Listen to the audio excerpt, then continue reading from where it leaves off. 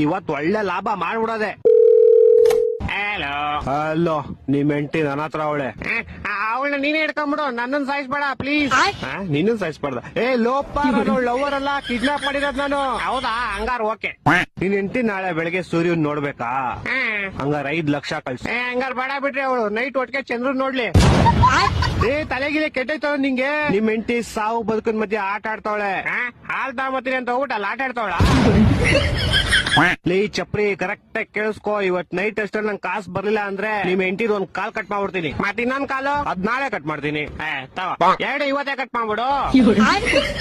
ಲೇ ಲೋಪ, ನನ್ನ ಹೆಂಡತಿ ನಿಮ್ ಹೆಂಡತಿ ಕಾಲ್ ಕಟ್ ಮಾಡ್ತೀನಿ ಅಂತ. ನಾನೆಲ್ಲಿ ಬೇಡ ಅಂದೆ.